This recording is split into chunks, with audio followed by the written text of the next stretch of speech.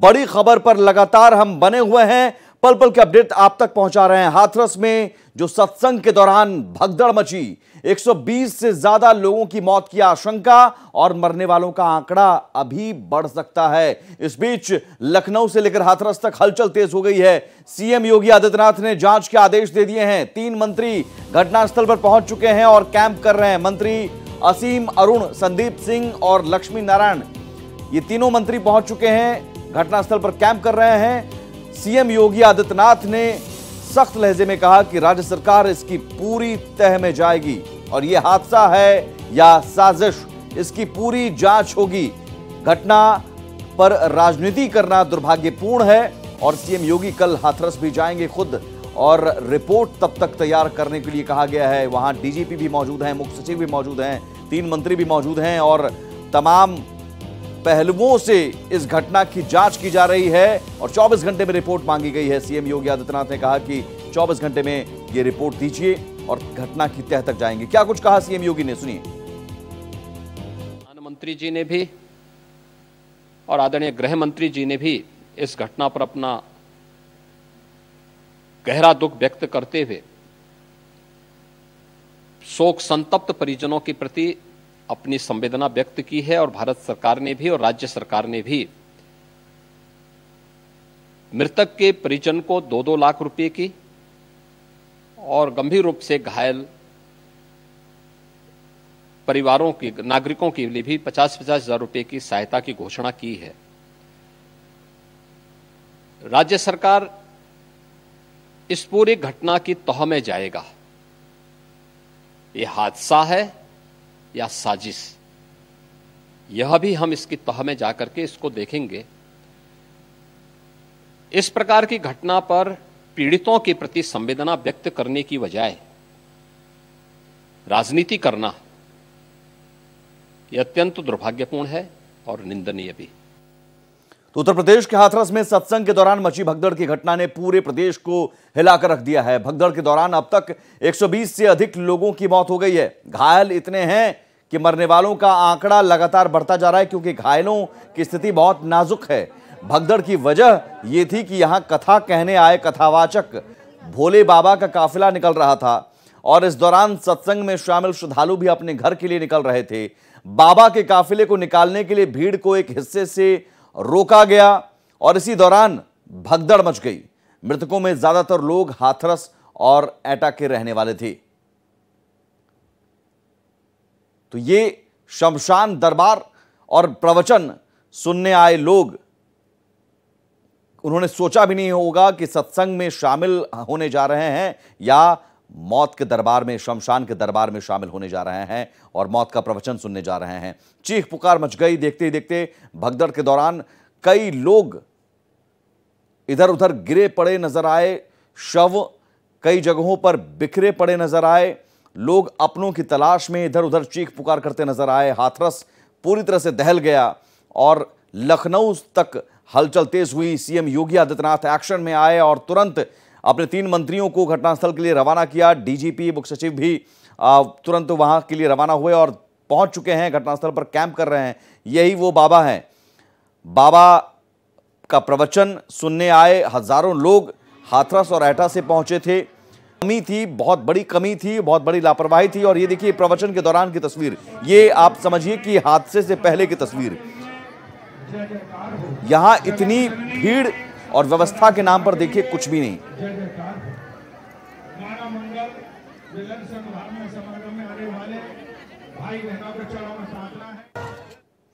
अब भगदड़ क्यों मची, अब तक की जो वजह सामने आई है वो आपको बताते हैं। भगदड़ मचने के पीछे के कारण क्या है।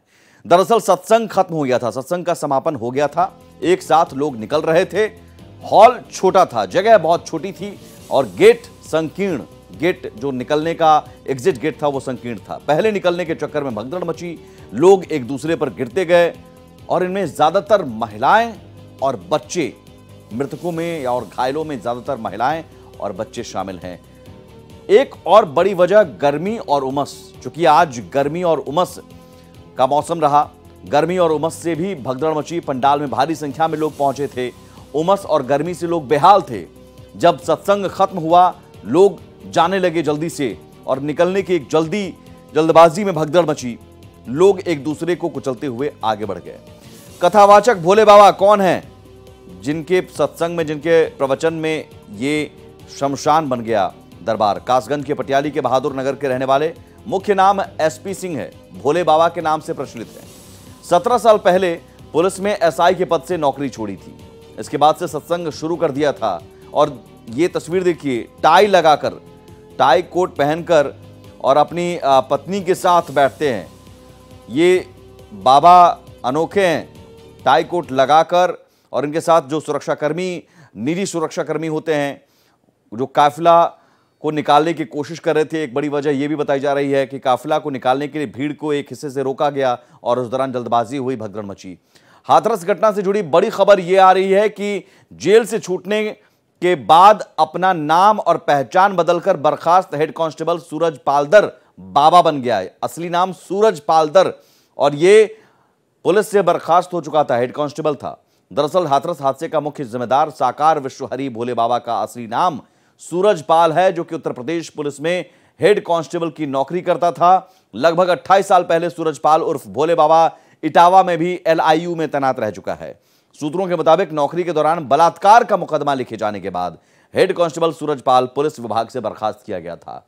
हाथरस में फर्जी बाबा के सत्संग कार्यक्रम का वीडियो फुटेज सामने आया है, और समझिए कि बलात्कार के केस में, रेप जैसे घिनौने अपराध के केस में फंसा हुआ पुलिसकर्मी, बर्खास्त पुलिसकर्मी बाबा का चोला ओढ़ता है, भोले बाबा का नाम अपने साथ जोड़ता है और सत्संग शुरू कर देता है। और इस घटना से न सिर्फ यूपी बल्कि पूरे देश में शोक की लहर है। वाराणसी में गंगा आरती के दौरान हाथरस के मृतकों को श्रद्धांजलि दी गई, जिसकी तस्वीरें हम आपको दिखा रहे हैं। बनारस में भी लोगों ने मौन रहकर जो मृतक हैं उन्हें श्रद्धांजलि दी। और लखनऊ से पवन सिंगर मेरे सहयोगी जुड़े हुए हैं। पवन, लखनऊ से हाथरस 3 मंत्री भेजे जा चुके हैं, डीजीपी, मुख्य सचिव, सीएम योगी खुद कल जाएंगे। ये हादसा जाहिर है एक बड़ी लापरवाही तो है ही, लेकिन सवाल इस बाबा को लेकर, पुलिसकर्मी था, बर्खास्त किया गया, रेप का आरोपी था, रेप का मुकदमा था, उसके बाद बाबा का चोला उड़ता है और इस लेवल पर पहुंच जाता है कि यहां हजारों की संख्या में लोग उसे सुनने के लिए पहुंचते हैं। सुमित, इस पूरे घटनाक्रम को देखेंगे तो 2 बड़े कारण निकल करके सामने आ रहे हैं, क्योंकि मौके पे एसडीएम और सीओ भी मौजूद थे, पुलिस बल भी मौजूद था। लेकिन जैसे ही समापन कार्यक्रम हुआ, बाबा को छूने के लिए लोग आगे की तरफ बढ़े और कुछ लोग गेट की तरफ मूव किए कि जब बाबा का काफिला आगे से निकलेगा तो उनको टच कर सकते हैं, उनको देख सकते हैं, आमने सामने हो सकते हैं। संख्या हजारों में या कह लीजिए या लाखों में कह लीजिए, क्योंकि 50,000 से ऊपर की संख्या अभी तक बताई जा रही है, लेकिन जो वहां प्रत्यक्षदर्शी हैं वो बता रहे हैं कि बहुत सारे लोग बाहर भी थे। तो अंदर और बाहर मिलाकर के तकरीबन जहां पे कार्यक्रम हो रहा था लाखों की संख्या थी।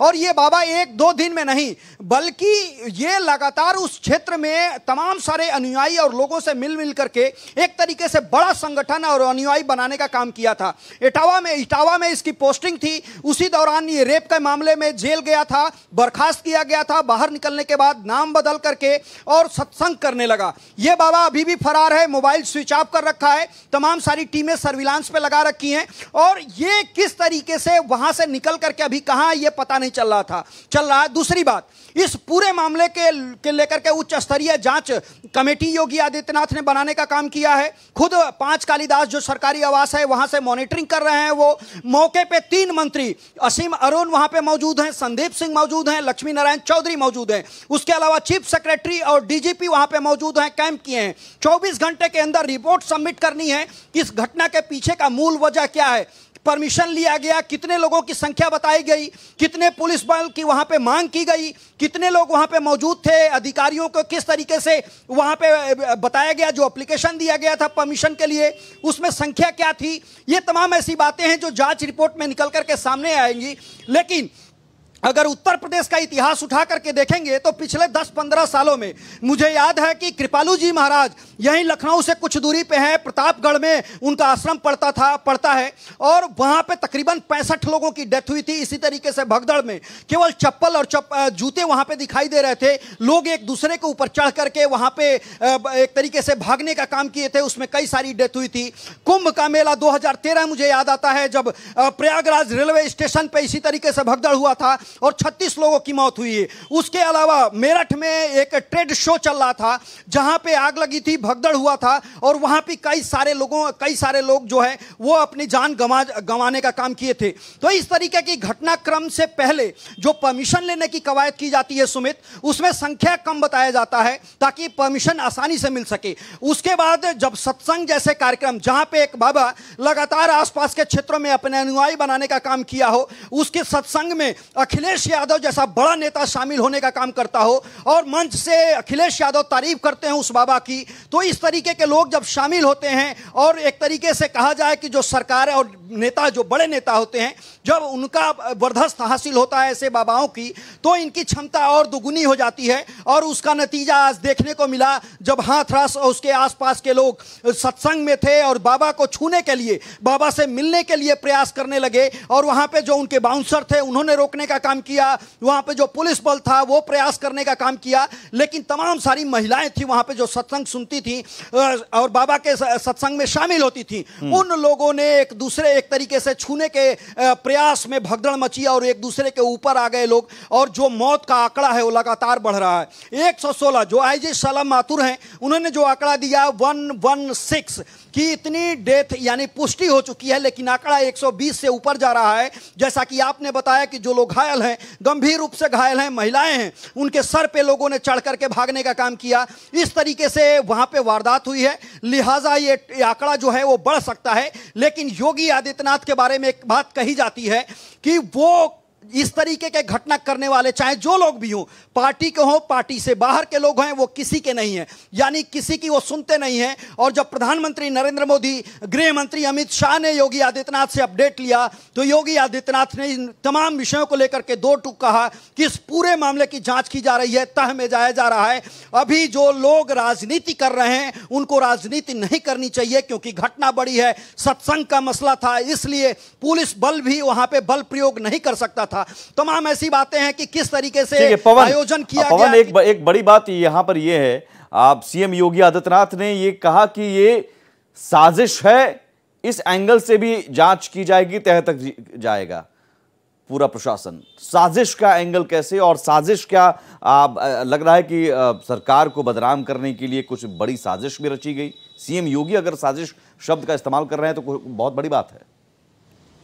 सुमित, दो बातें होती हैं। एक, आपने देखा होगा कि तमाम सारे मठ को लेकर के विवाद होता रहा है, तमाम सारे बाबा एक दूसरे के प्रति द्वेष रखते हैं, तमाम सारी ऐसी घटनाएं हैं जिसमें जमीन कब्जे को लेकर के मठ पे अपने आधिपत्य जमाने के लिए शिष्य गुरु और तमाम सारे घटनाक्रम इससे पहले घटित हो चुका है। तो हो सकता है कि इतनी भीड़ हो, उस समय कुछ लोग आकर के जो अराजक तत्व या जो उनसे द्वेष रखते हो, इस तरह इसलिए कि हम घटनास्थल पे देखें यहाँ पे क्या हुआ, उसके साथ साथ जो घायल हैं उनके इलाज के लिए अच्छी व्यवस्था हो और दुर्भाग्य से जो मृतक हैं और कई बॉडीज़ अभी तक चिन्हित नहीं हुई हैं, उनके परिजनों तक हम लोग पहुँच पाएँ और बॉडीज़ को सही जगह पे सुपुर्द कर पाएँ। अभी तक आने के बाद में जो परीक्षण मैंने किया है, हम लोग घटनास्थल पर ही खड़े हैं, मुझको बताया गया कि जितनी संख्या अपेक्षित थी उससे बहुत ज़्यादा लोग यहाँ पे थे और जिस समय जो प्रवचन करने वाले बाबा थे वो निकल रहे थे और उनके पीछे दर्शन के लिए या शायद धूल लेने के लिए महिलाएं ज़्यादा पीछे उनके थीं और उसको लेके कुछ लोग गिरे और उसके बाद में एक बड़ी घटना यहाँ पे बदल गई। ये मुझे प्रारंभिक रूप से बताया गया किंतु ये गहराई से जांच का विषय है। जिसकी भी गलती इसमें है, आयोजक, मजिस्ट्रेट, पुलिस, कोई और एजेंसी, अगर गलती जिसकी है उनके खिलाफ कठोर कार्रवाई की जाएगी और दोबारा ऐसी घटना ना हो इसके लिए भविष्य में व्यापक प्रबंध हमेशा किए जाएंगे। क्या बाबा को भी अगर कुछ मिलता है तो बाबा को भी इसमें थाना सिकंदराव पे एक एफआईआर दर्ज की जा रही है, ऐसा मुझे पुलिस अधीक्षक जी द्वारा भी बताया गया है। उसके आधार पे जो दोषी हैं उन पे क्रिमिनल केस दर्ज किया जाएगा, कार्रवाई की जाएगी और जो मुख्यमंत्री जी ने जांच का आदेश किया है वो व्यापक जांच होगी, किस तरीके से प्रशासनिक अधिकारियों का रोल इसमें रहा है, पुलिस अधिकारियों का रोल रहा है और सबसे बड़ी बात आयोजकों का रोल रहा है, उसके आधार पर कार्रवाई की जाएगी। अस्पताल में पर्याप्त इंतजाम नहीं थे सर, ऐसा लोग आरोप लगा रहे हैं जी, इसीलिए हमने अलग अलग अस्पतालों में घायलों को भेजा है और अभी हम लोग सभी का प्रबंध भी कर रहे हैं।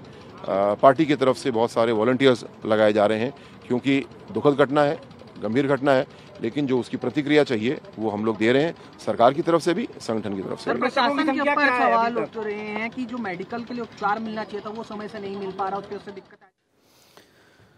तो वहां 3 मंत्री पहुंचे हुए हैं, मुख्य सचिव, डीजीपी पहुंचे हुए हैं और साफ तौर पर अभी तक जो बात सामने आ रही है, जो कहा जा रहा है ऑफिशियली आधिकारिक तौर पर कि वहां क्षमता से ज्यादा लोग पहुंच गए जो अपेक्षित थे, या फिर बताया गया प्रशासन को अगर इजाजत ली गई और इजाजत ली गई तो कितनी संख्या बताई गई, उससे ज्यादा संख्या में लोग पहुंच गए, आयोजकों ने संख्या छुपाई और वहां व्यवस्था के नाम पर क्या थी, सब कुछ जांच का विषय है। लेकिन प्रशासनिक अधिकारियों पर भी जांच होगी, पुलिस कर्मियों की भी इस भूमिका को देखा जाएगा कि वहां ड्यूटी कैसी निभाई और आयोजकों और बाबा के खिलाफ भी कार्रवाई होगी, एफआईआर लिखी जा रही है। लेकिन पहली बार ऐसी घटना नहीं हुई है।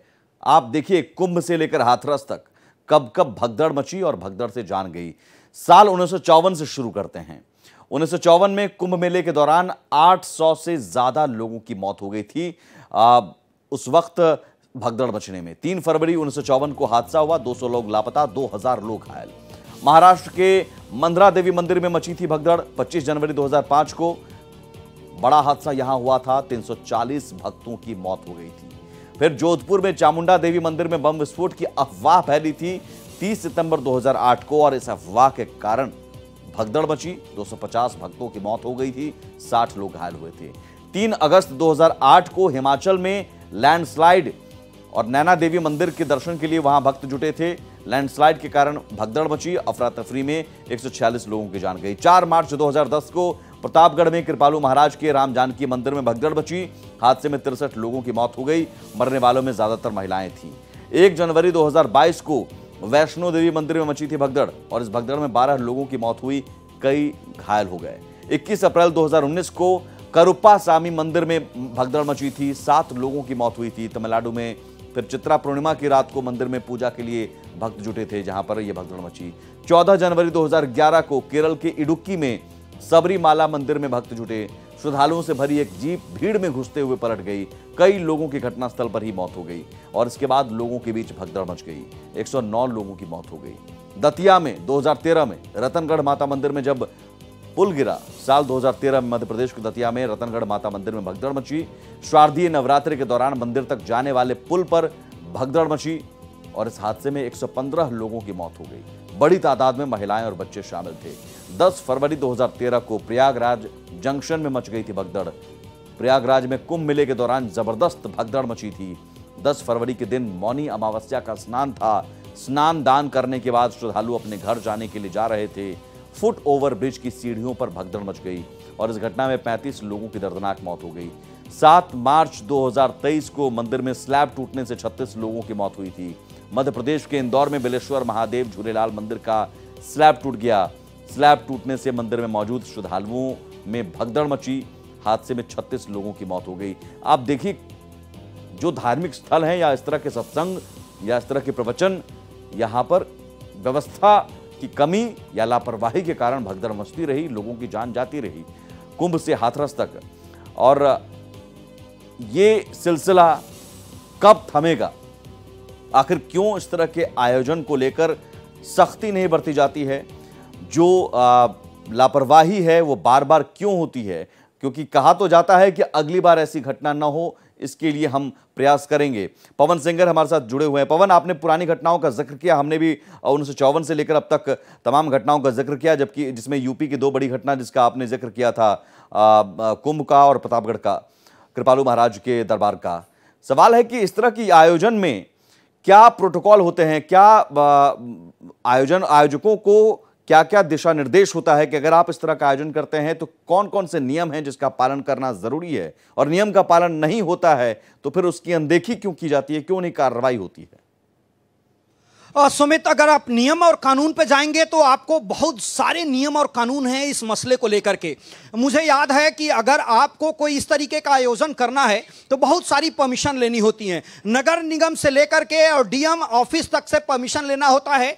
पर व्यक्ति वहां पे पानी पीने की व्यवस्था होनी चाहिए, उसमें किस तरीके से वहां पे जो पुलिस प्रशासन है उसकी व्यवस्था होनी चाहिए। उसके अलावा वहां पे मेडिकल के लिए अगर कोई ऐसी स्थिति उत्पन्न होती है तो वहां पे एम्बुलेंस होनी चाहिए। उसके अलावा इतने लोग आते हैं तो उनकी व्यवस्था अगर जाते हैं, वो अगर कहा जाए कि जो दैनिक क्रिया होती है उसके लिए उनकी क्या व्यवस्था है, तो ये तमाम सारी व्यवस्थाएं की जाती है। लेकिन आयोजक क्या करते हैं कि वो संख्या बल कम यानी संख्या घटा देते हैं। यानी अगर 50,000 की संख्या इकट्ठा होने वाली होती है तो वो 15 से 20,000 बताने का काम करते हैं, जिससे परमिशन मिल जाता है। और उसके बाद सरकार प्रशासन में जो बैठे लोग हैं उनको भी ज़्यादा मशक्कत नहीं करनी पड़ती है, उनको भी परमिशन देने में आसानी होती है। तो एक तरीके से कहा जाए कि जो बाबू बैठे होते हैं वो भी सलाह देते हैं कि इस तरीके से तुम करोगे तो तुम्हें परमिशन मिल जाएगा। तो जो आयोजक होते हैं फर्स्ट तौर पे वो कम संख्या बताने का काम करते हैं, या जहां पे सत्संग या कार्यक्रम होता है वहां पे देखने को मिलता है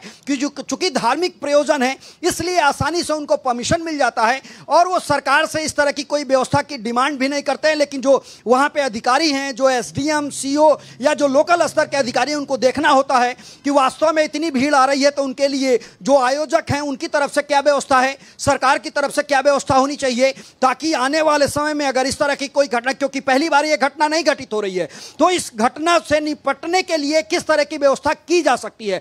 लेकिन ऐसा न तो जो अधिकारी, जो प्रशासन के लोग हैं वो करते हैं, न तो आयोजक करते हैं, जिसका नतीजा 120 लोगों के करीब जो जाने गई हैं वो सामने रिजल्ट बन करके आता है। और फिर एक बार नियम कानून की बात होती है, सजा की बात होती है, और आने वाले दिनों में फिर इस तरह से घटना आपको दिखाई देता है।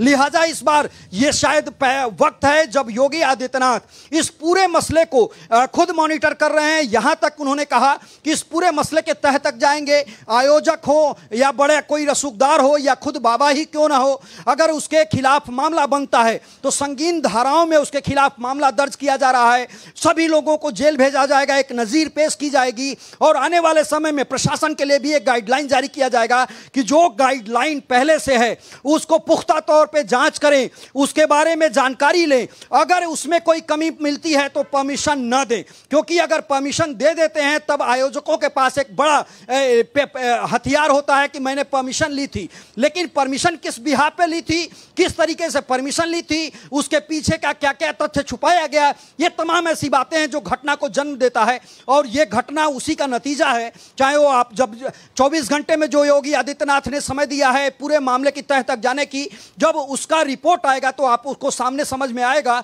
कि जिन बातों का जिक्र हम आप कर रहे हैं उन बातों का जिक्र उस रिपोर्ट में ही होगा। क्योंकि जो क्राइम सीन है, एक तरीके से जो घटनाक्रम है, वो चीख चीख कर बताने के लिए काफी है कि किस तरीके से घटनाएं घटित हुई है, किस तरीके से श्रद्धालु जो है, जो अनुयायी थे, वो बाबा का पीछे जाने के लिए उनका धूल एक तरीके से उठा करके अपने सर पे लगाने के लिए, क्योंकि तमाम सारी कवायद हर सत्संग में देखने को। इसमें शासन और प्रशासन की पूरी संवेदनाएं जो मृतक हैं उनके परिजन के साथ हैं। हम लोग यहाँ पर माननीय मुख्यमंत्री जी ने निर्देशित किया और वो हर पल पल की खबर को मॉनिटर कर रहे हैं। यहाँ पे हमारी पहली प्राथमिकता है कि जो लोग घायल हैं उनको सही और अच्छी तरह से उपचार मिल सके, और जो मृतक हैं उनका पोस्टमार्टम और उसके बाद जो भी व्यवस्था करनी है वो करने के बाद उनके परिजनों को सौंपते हुए उनके घर तक पहुंचाया जाए। ऑफिशियली कितनी, और अभी जो हम लोगों के पास सूचना एकत्रित हुई है वो लगभग 116 लोग हैं जिनकी मृत्यु हुई है, उसमें 7 बच्चे हैं और अभी 1 पुरुष की बात है, बाकी शेष महिलाएं हैं।